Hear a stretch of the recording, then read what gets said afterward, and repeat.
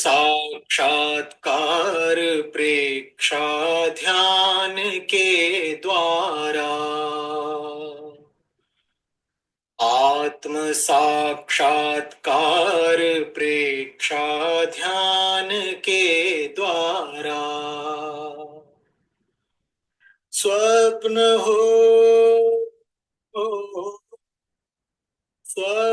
हो साकार इस अभियान के द्वारा, आत्म साक्षात्कार प्रेक्षा ध्यान के द्वारा, अनुप्रेक्षा और लेशा ध्यान कायोत्सव, ध्यान कायोत्सव, श्वास प्रेक्षा से धरा पर उतर आए स्वर, उतर आए स्वर, हृदय हो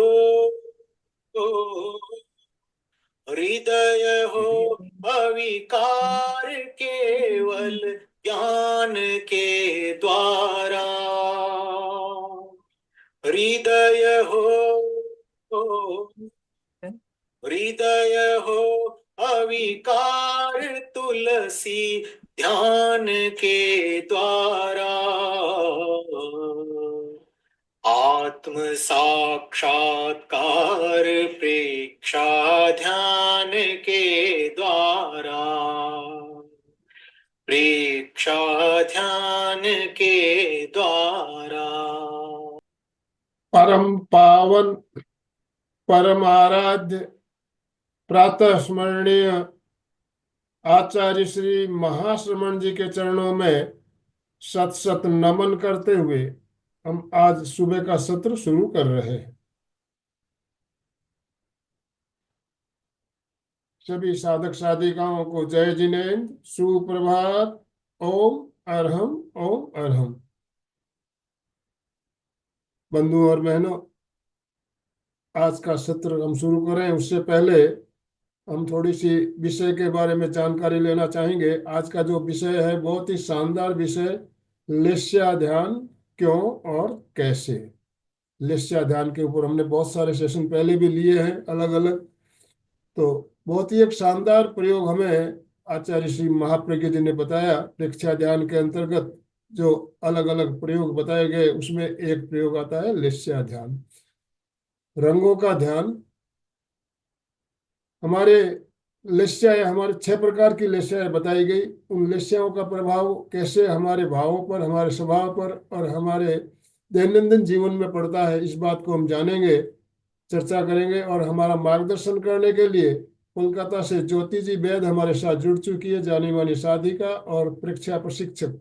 कोलकाता से पहले भी आपने हमारे यहाँ सेशन लिए हुए, बहुत शानदार सेशन लिया आपने पहले भी। तो मैं ज़्यादा समय लेना नहीं चाहूँगा।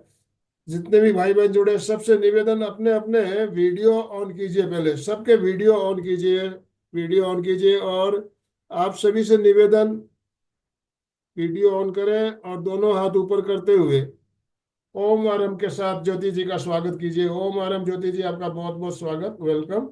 आपसे निवेदन, आप आज का सत्र शुरू करें। Over to you. वंदे अरहं वंदे गुरुवरं वंदे सत्यं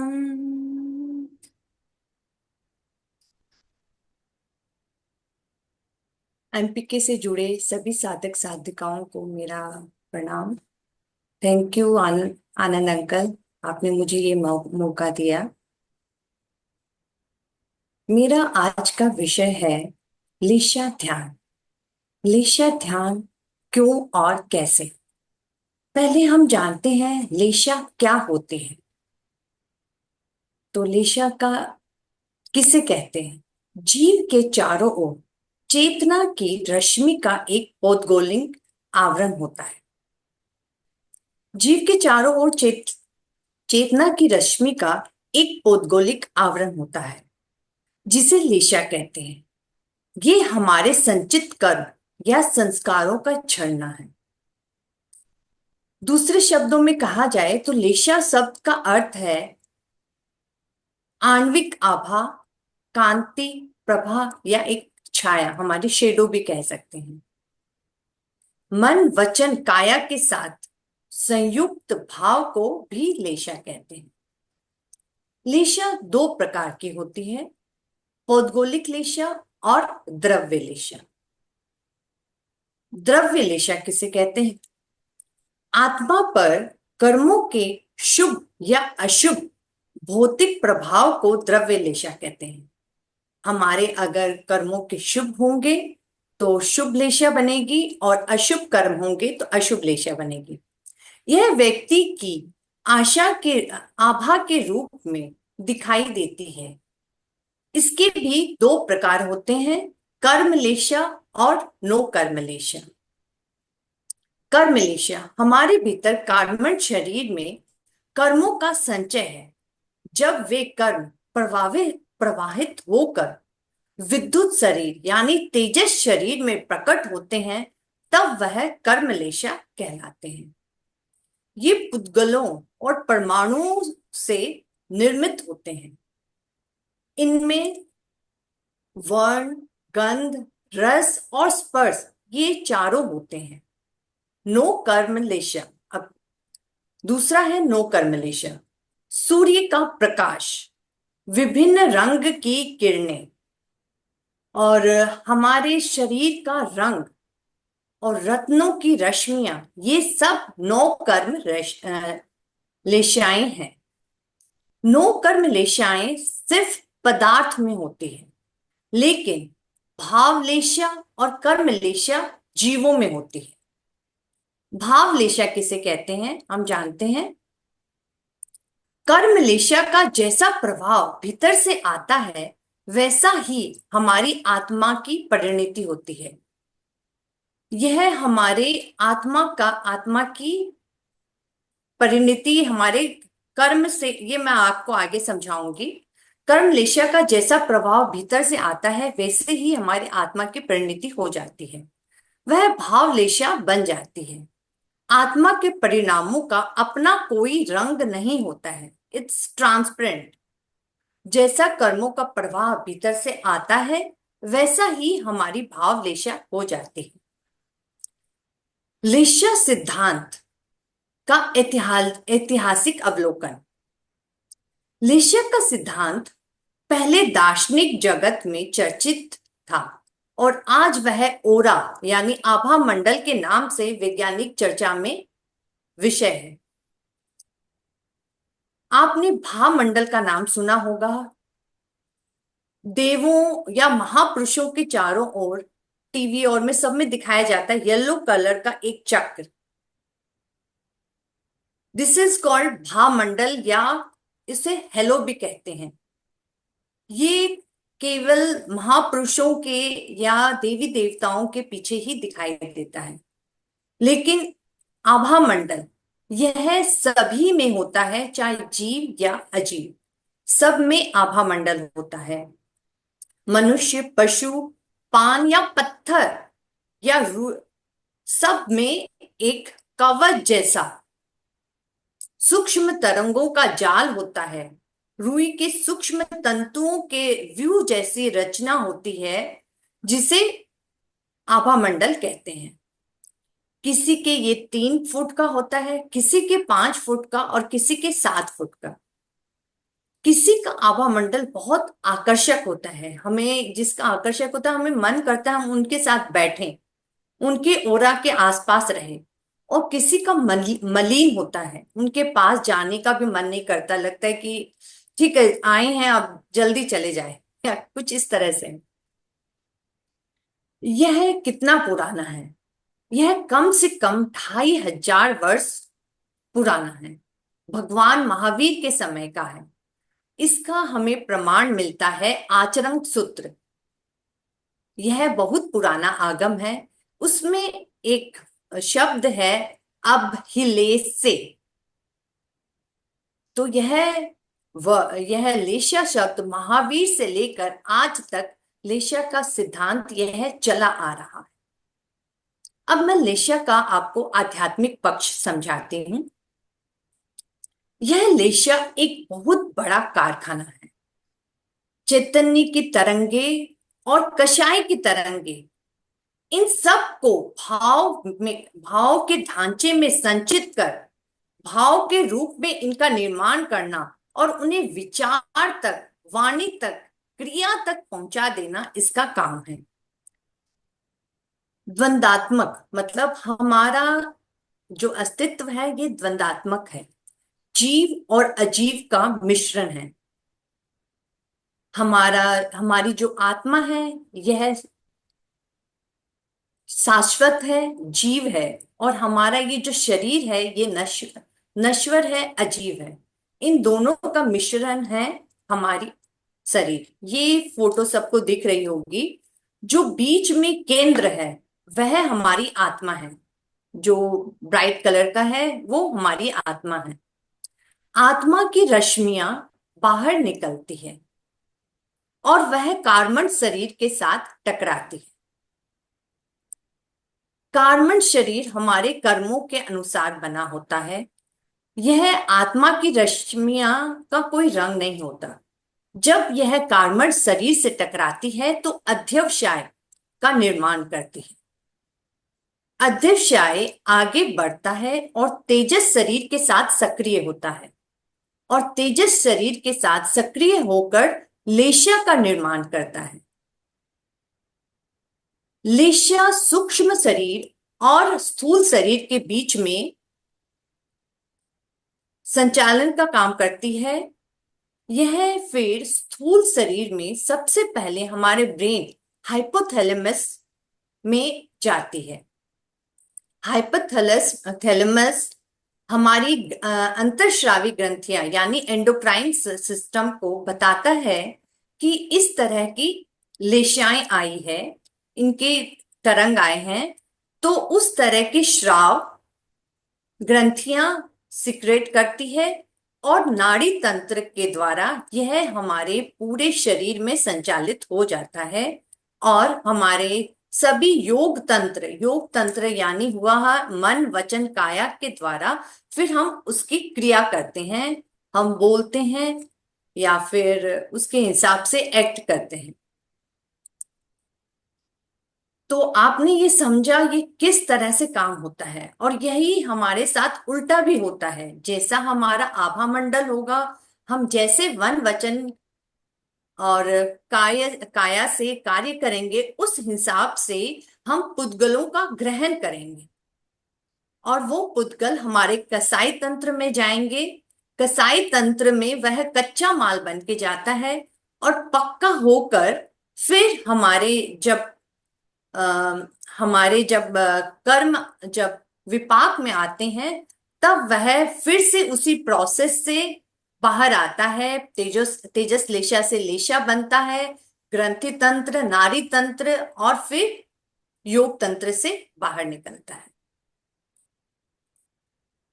लेशा रंग का संस्थान है। हमारे भीतर कषाय का तंत्र है। वहां जो कुछ भी जाता है वह रंगीन होकर बाहर आता है। हिंसा, असत्य, क्रोध, अहंकार, कपट आदि का आचरण करने वाला व्यक्ति बाहर से काले, नीले या मलिन रंगों के पुद्गलों का ग्रहण करता है और उन्हें आकर्षित करता है। लेशा तंत्र उन्हें कषाय तंत्र तक पहुंचा देती है और वह भिन्न भिन्न जैसे ग्रंथि तंत्र और क्रिया तंत्र से होते हुए हमारे शरीर में प्रकट होता है। जैसे रंग हम ग्रहण करते हैं वैसे ही हमारे भाव, आचरण और व्यवहार हो जाते हैं।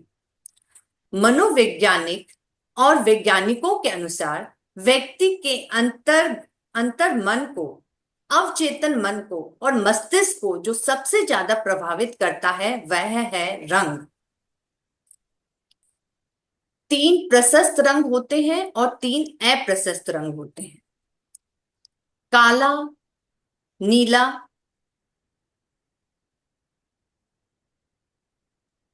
शेयर कर दीजिए तो मैं आपको दिखाती हूँ। यस। कृष्ण यानी काला, नील यानी नीला और कपोत यानी कबूतर के रंग जैसा या राख जैसा। ये 3 अप्रशस्त रंग है। और दूसरी तरफ तेजो प्रशस्त लाल, पद्म पीला और शुक्ल सफेद, यह प्रशस्त रंग, प्रशस्त यानी चमकीले रंग है, और अप्रशस्त मतलब मलिन रंग है। अप्रशस्त रंग में गंध, रस, स्पर्श ये अमनोज्ञ होते हैं, हमें अच्छे नहीं लगते। और प्रशस्त रंग के गंध, रस, स्पर्श सब मनोज्ञ होते हैं। अप्रशस्त रंग रूखी और ठंडी होती है और प्रशस्त रंग चिकने और गर्म होते हैं। अप्रशस्त रंग कृष्ण लेशा की अपेक्षा नील लेशा विशुद्ध है और नील लेशा की अपेक्षा कापोत लेशा विशुद्ध है। यानी कृष्ण लेशा संकलेश का चरम बिंदु है, नील लेशा मध्य और कापोत लेशा न्यूनतम है।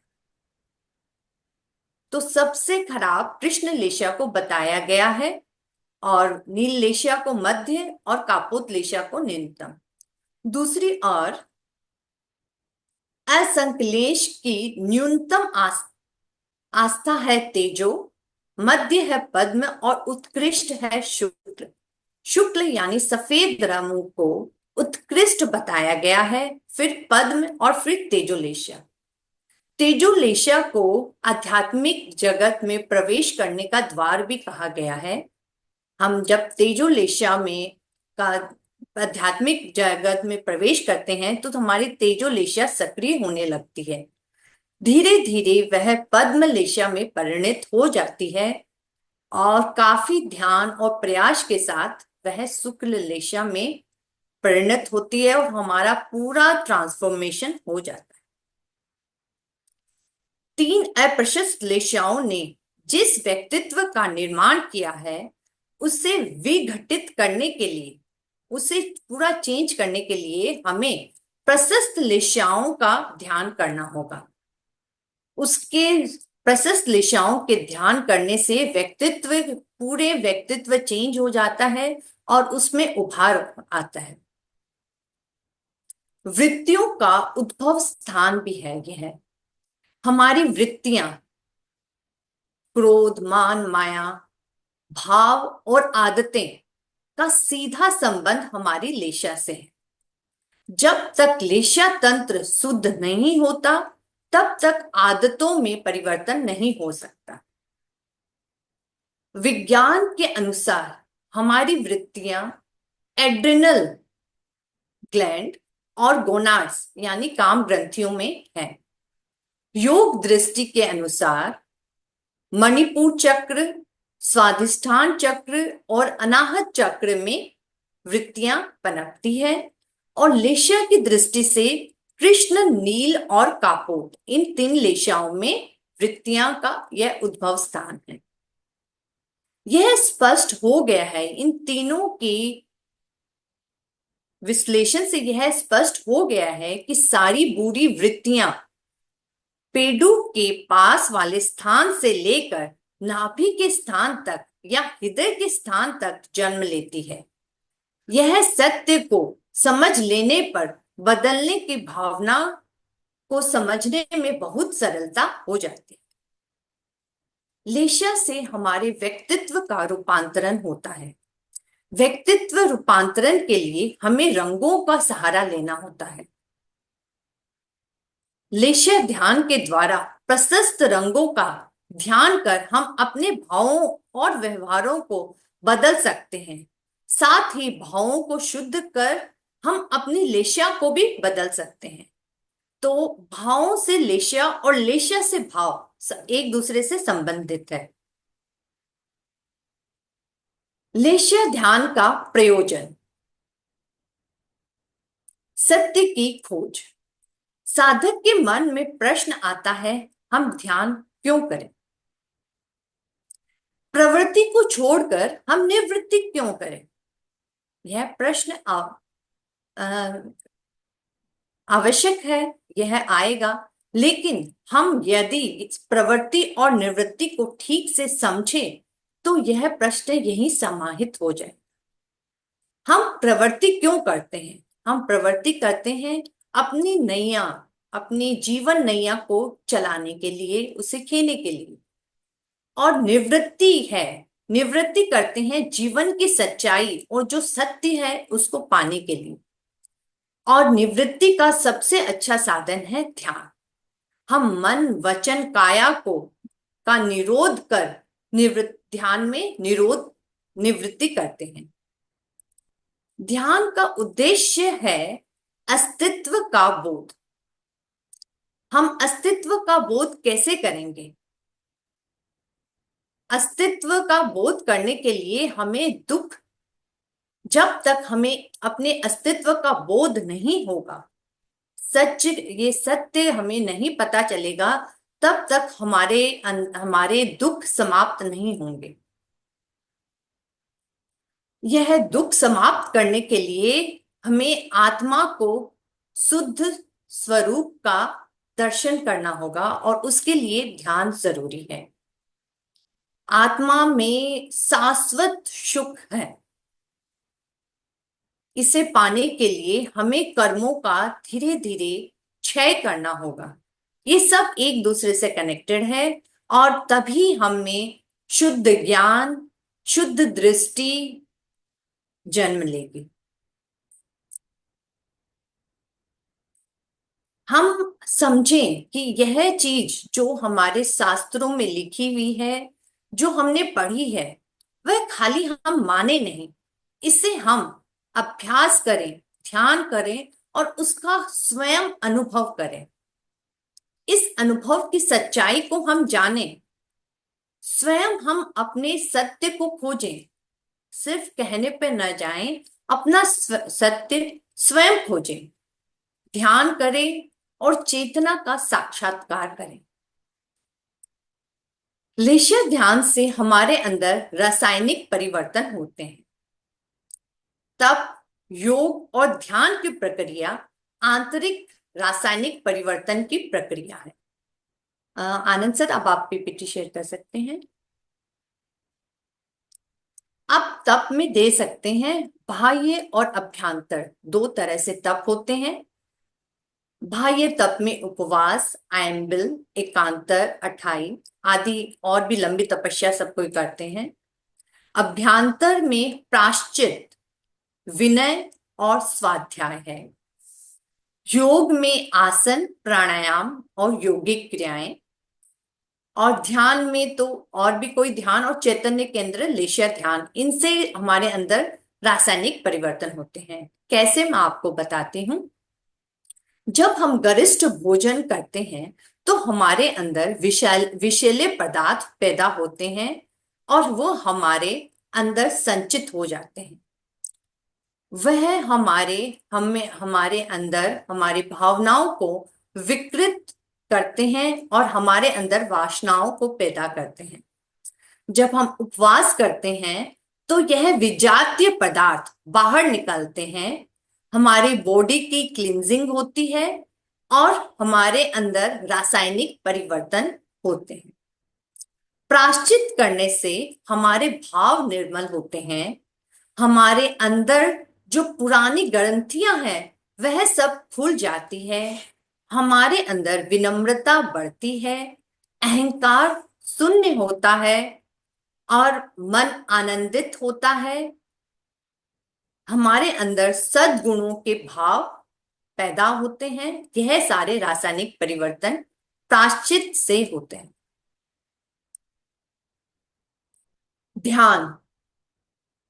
ध्यान से हमारे तीव्र विपाक की तरंगे जो आती है वह नष्ट हो जाती है। ग्रंथियां और अध्यवसाय और लेशाएं जो शुद्ध हो जाती है। विपाक जो आते हैं कर्म शरीर के, वह मंद हो जाते हैं, वृत्तियां और वासनाएं मंद हो जाती है और चेतना का उद्गमन होता है। रोग से योग करने से, योगिक क्रियाएं से हमारे और आसन से हमारे अंदर इम्यून सिस्टम का विकास होता है, रोग प्रतिरोधक शक्ति का विकास होता है, हमारा रक्तचाप ब्लड प्रेशर संतुलित होता है और हमारे अंदर के ग्रंथियों के स्राव हैं वो संतुलित होते हैं। अब हम जाने भाव धारा को कैसे हम निर्मल बनाएं। भाव की शुद्धि अध्यवसाय से और अध्यवसाय की शुद्धि कसाय के मंदीकरण से और कसाय का मंदीकरण ज्ञाता दृष्टा भाव से और मोह विलय के स्पंदनों को उत्पन्न करते हैं। ये सब एक दूसरे से कनेक्टेड है। जब हमारा कषाय क्षीण होगा तब मोह के विलय शक्तिशाली हो जाएंगे। हमारे कषाय धीरे धीरे जब ध्यान से क्षीण होंगे तो हमारे मोह विलय के विलय शक्तिशाली हो जाएंगे। हमारे अंदर शुभ लेशाएं, तेजो पद्म और शुक्ल लेशाएं का जन्म होगा, वो ओरा बनेगा और हम उसी तरह के पुद्गलों को ग्रहण करेंगे। और जब हमारे अंदर कषाय प्रबल होंगे तो मोह शक्तिशाली, उस समय मोह के शक्तिशाली हो जाता है और अशुभ लेशाओं का हम पुद्गलों का ग्रहण करते हैं और हमारी लेशाएं भी उस समय अशुभ बन जाती। अब निस्तरंग की दिशा का प्रस्थान। हम समझें कि जो कुछ हो रहा है सब तरंग अवस्था में हो रहा है।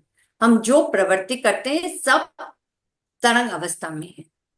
3 स्थितियां बनती हैं, बुरे विचार, अच्छे विचार और निर्विचार। ये बुरे विचार और अच्छे विचार सब तरंग है और निर्विचार निस्तरंग है। पर बुरे विचार और अच्छे विचार में अंतर है, दोनों की तरंगों में अंतर है।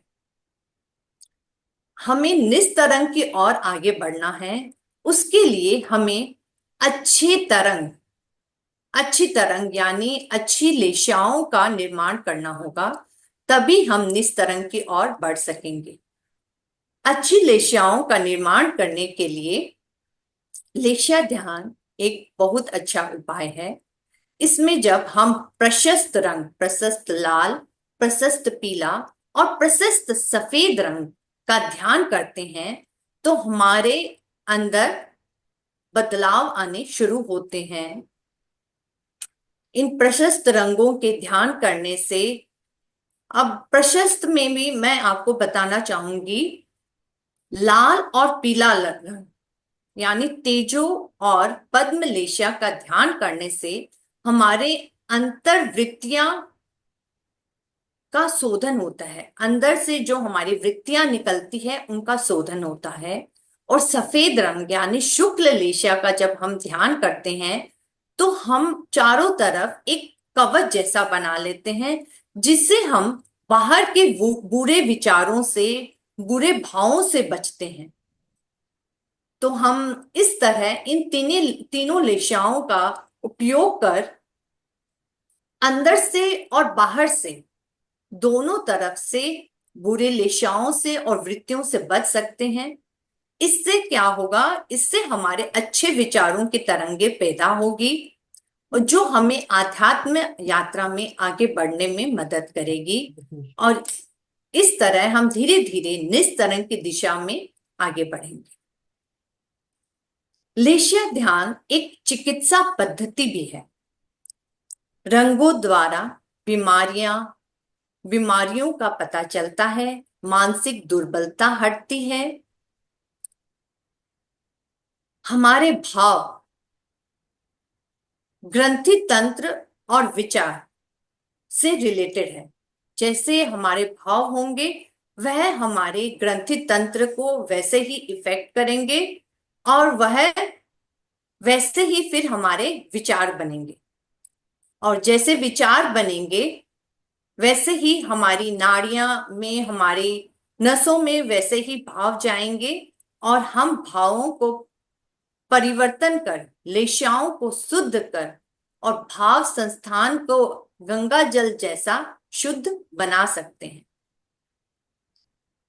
इंस्टीट्यूट ऑफ न्यूरोलॉजी मद्रास में डॉक्टर नरेंद्रन और उनकी टीम ने कर्लियन फोटोग्राफी की तकनीक का आविष्कार किया। उससे वह फोटो उस तकनीक से वह फोटो खींचकर लेशा अपने आभा मंडल को जान सकते हैं कि हमारा आभा मंडल कैसा है।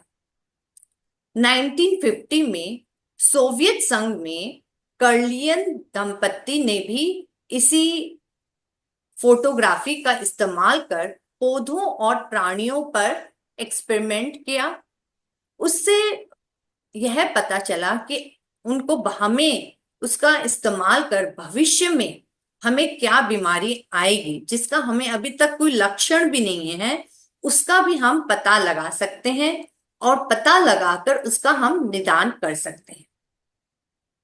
1981 में नरेंद्रन और की टीम ने अंगुलियों के अग्रभाग का अध्ययन किया और अध्ययन कर उन्होंने 932 बीमार व्यक्तियों की ठीक किया।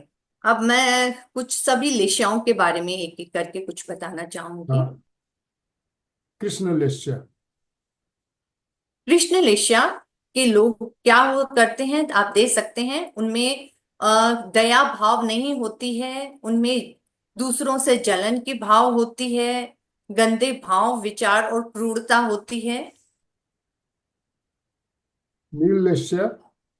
नील लेशा ये किसी और पे विश्वास नहीं करते, ये दूसरों के अवॉइड करते हैं कंपनी करना, उनमें बुरी भावनाएं रहती है, बुरे विचार रहते हैं, उनकी प्रकृति अशुभ होती है।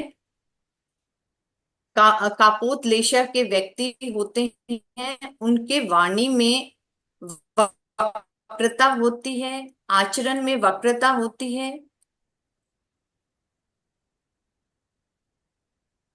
वह दुष्ट वचन बोलते हैं, चोरी करना, यह सब करते हैं। और जो तेजो लेशा के होते हैं यस। उनमें विनय के भाव जाग जाते हैं। They know the difference between right and wrong.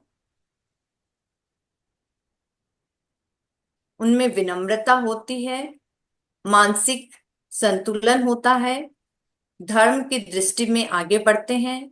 पद्म लेशा में बहुत ज्यादा करुणा के भाव होते हैं, उनकी भाषा में विनम्रता होती है, वो खुश रहना जानते हैं, उनमें संयम के भाव होते हैं।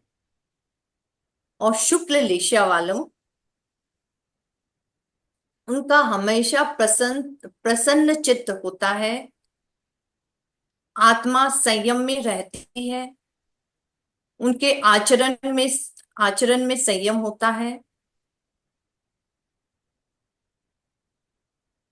जी। और वह यह जो चक्र होता है जीवन मरण के चक्र से धीरे धीरे छूट निकलने के प्रोसेस में रहते हैं।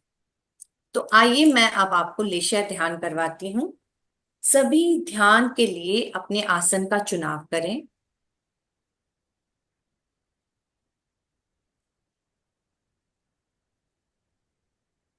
पद्मासन, सुखासन, अर्ध पद्मासन, वज्रासन, जिस आसन का चुनाव कर सकें चुनाव करें। हाँ, आप चाहे थोड़ा शरीर में कस तनाव दे सकते हैं। 2 बार ताड़ासन का प्रयोग कर सकते हैं, स्ट्रेच कर सकते हैं शरीर को।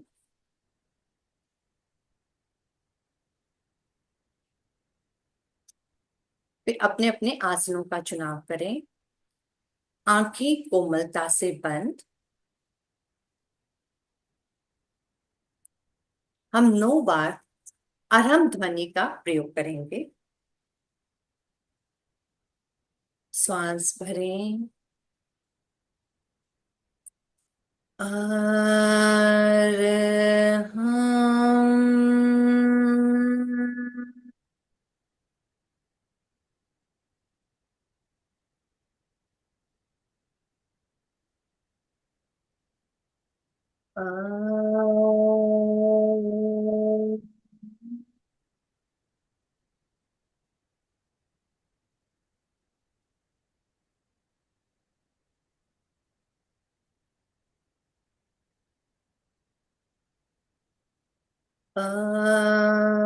अरहम्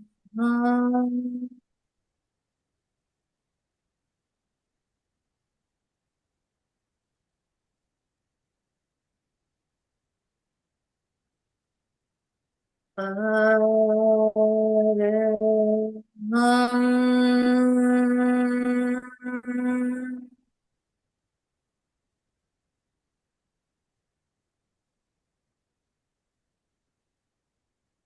अरहम्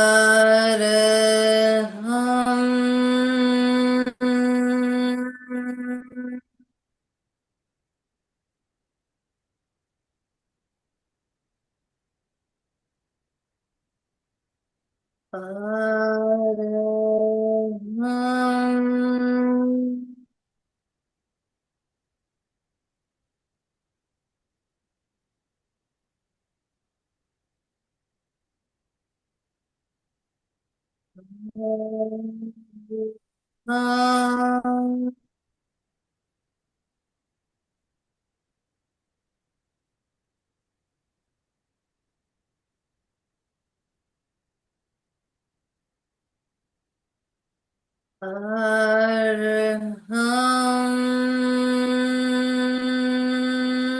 अरहम्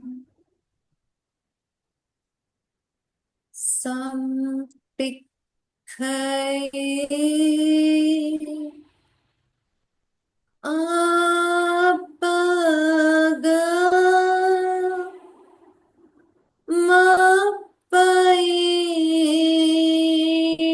अपगमपैणम् संपिखे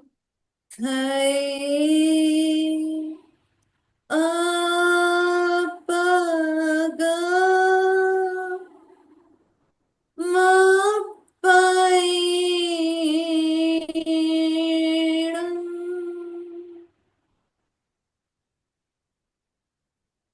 संपिखे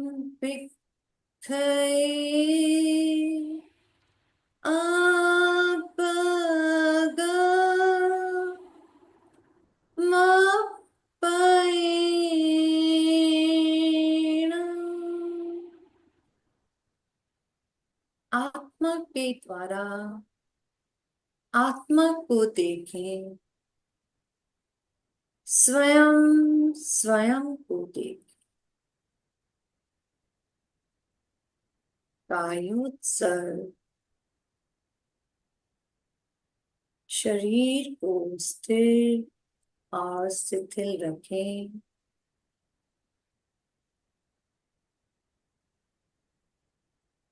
सभी मांसपेशियों को ढीला छोड़ दें। रीढ़ की हड्डी गर्दन सीधी रहे।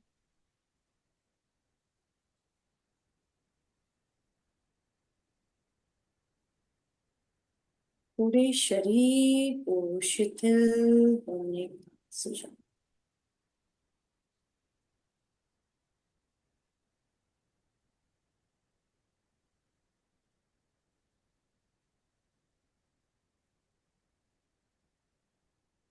प्रतिमा की भांति स्थिर रहे।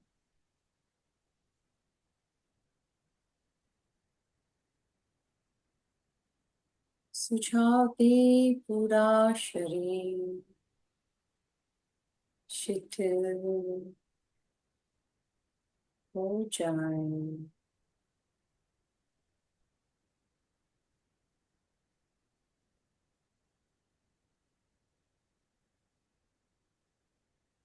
हो जाए। हो रहा है।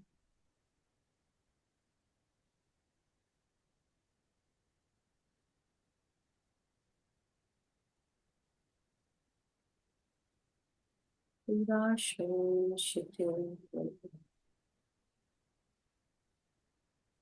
हो गया।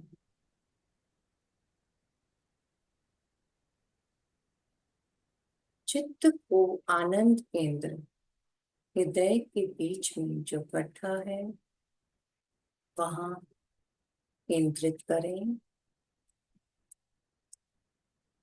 और चमकते हुए हरे रंग का ध्यान।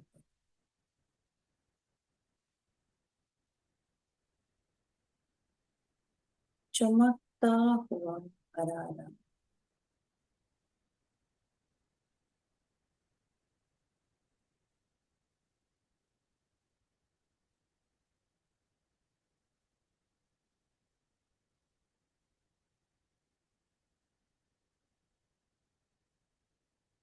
अनुभव करें शरीर के चारों ओर हरे रंग के परमाणु फैले हुए हैं।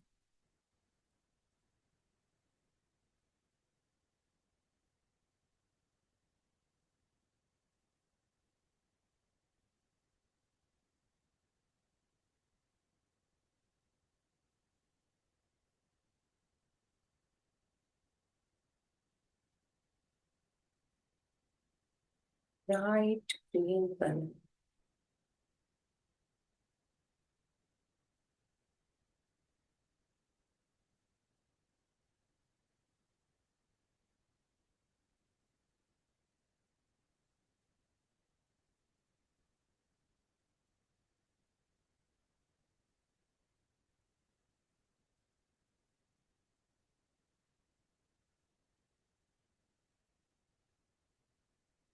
सांस के साथ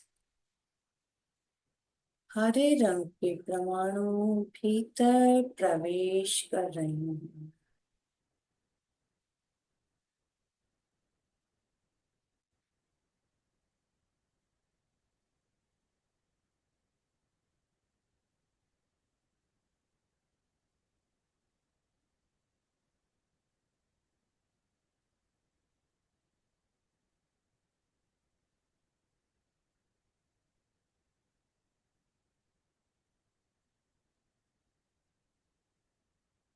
भीतर प्रवेश कर रहे हैं।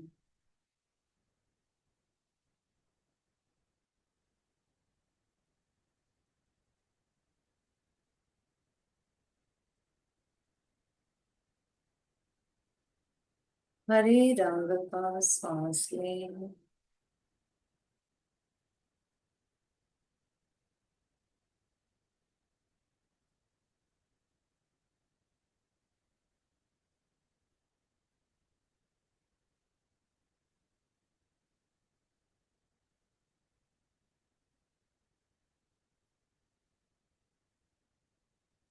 चमकता हुआ हरा रंग।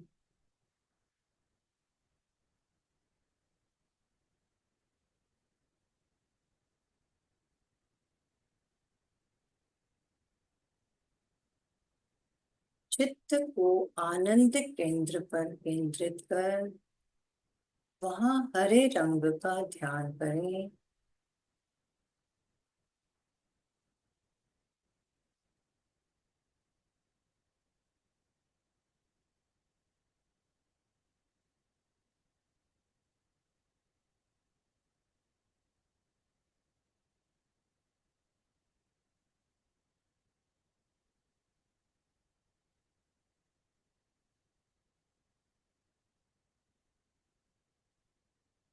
भावना करें भाव धारा निर्मल हो रही है।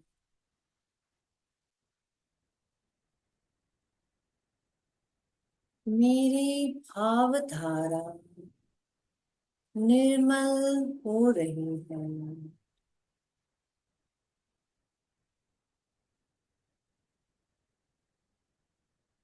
मेरी भाव धारा निर्मल हो रही है।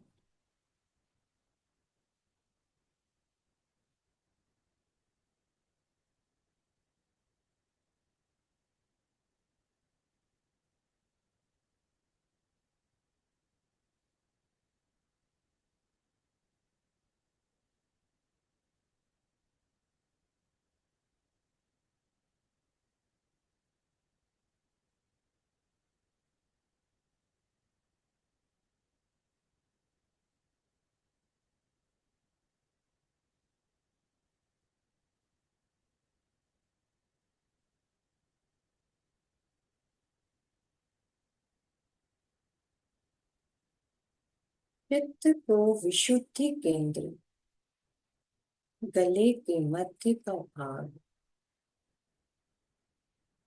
वहां केंद्रित कर नीले रंग का ध्यान करें। मोर की गर्दन का नीला रंग,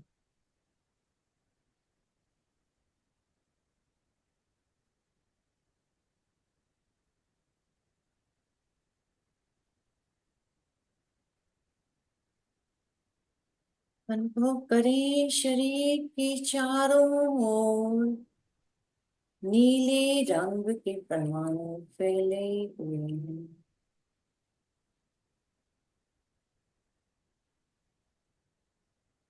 पूरा आभा मंडल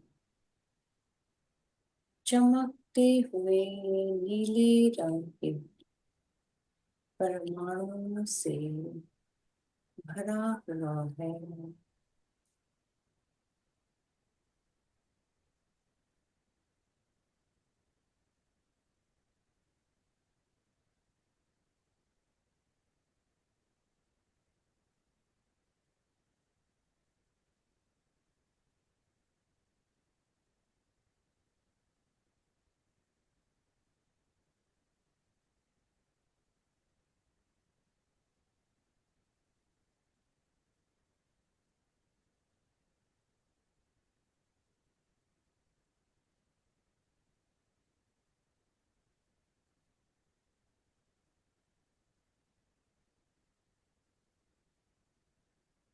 सांसों के साथ नीला रंग भीतर जा रहा है।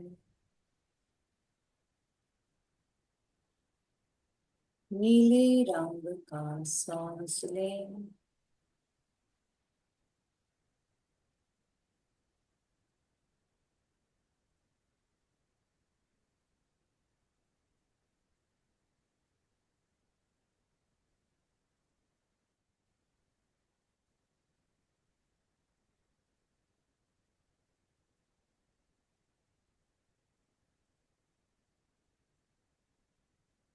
ज्योति जी, हमें थोड़ा फास्ट चलना पड़ेगा, 7 ही मिनट का समय है हमारे पास।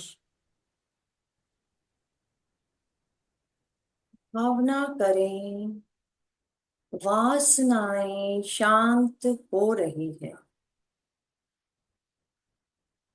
वासनाएं शांत हो रही।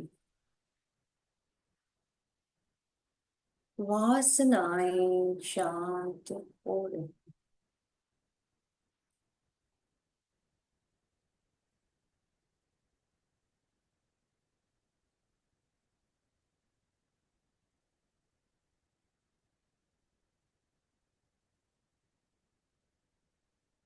चित्त को दर्शन केंद्र दोनों भ्रिकुटी के मध्य पर केंद्रित कर अरुण रंग का ध्यान करें।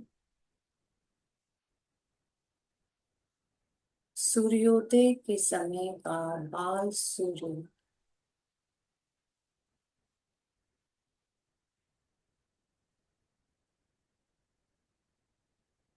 अनुभव करें। अपने शरीर के चारों रंग अरुण रंग के परमाणु फैले हुए हैं।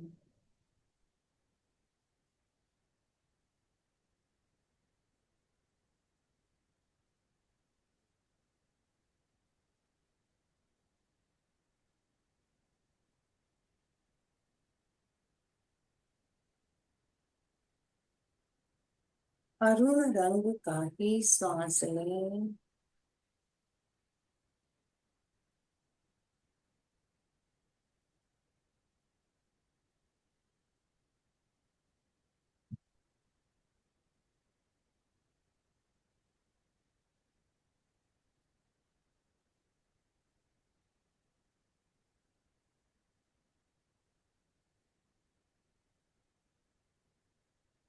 चित्त को दर्शन केंद्र पर केंद्रित कर भावना करें अंतर्दृष्टि जागृत हो रही है। मेरी अंतर्दृष्टि जागृत हो रही है। मेरी अंतर्दृष्टि जागृत हो रही है।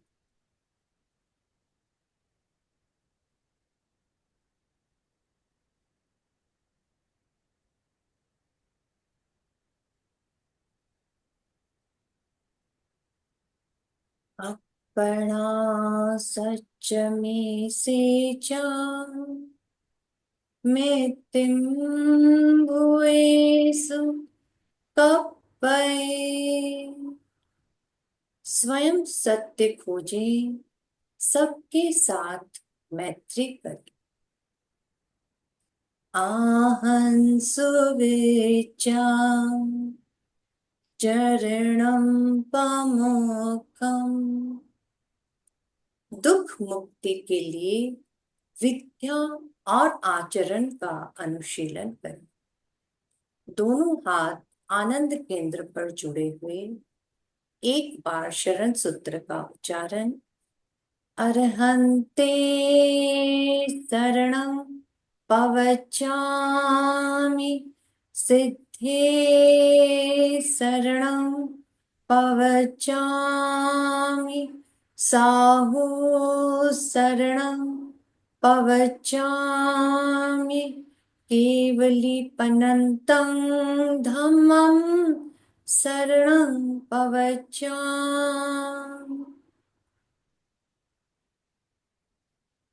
दोनों हाथ को धीरे धीरे आंखों पर लगाएं। आंखों पर उष्णा लें और उंगलियों के सहारे प्रकाश में आए, भूमि दर्शन करें। ओम अन प्रयोग। ओम अरहम। बंधुओं और बहनों, लेस्याओं का प्रभाव कैसे हमारे स्वभाव पे पड़ता है ये हमने जाना, लेस्याओं के प्रकार के बारे में जाना, और हमने थोड़ा सा छोटा सा एक प्रयोग भी किया। समय की सीमा है, इसलिए आज हमने 3 ही चक्रों का ध्यान किया। इसमें 5 चक्रों का ध्यान होता है, 2 चक्र और होते हैं जो आपको पहले भी हमने करवाए हुए हैं।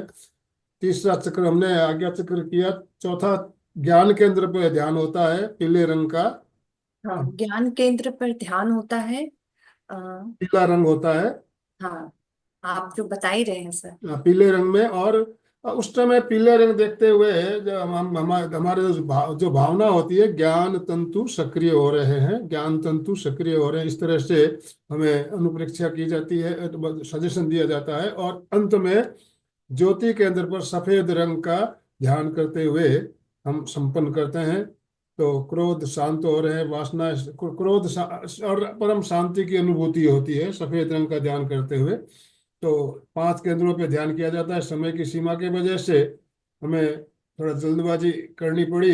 आपका कोई प्रश्न हो, जिज्ञासा हो, तो हम 2-3 मिनट का समय और लेंगे, और आपके अनुभव भी आप साझा कर सकेंगे। यस, अशोक जी बोलिए। जय जिनेन्द्र। आज बहुत ही अच्छा ध्यान का प्रयोग हुआ।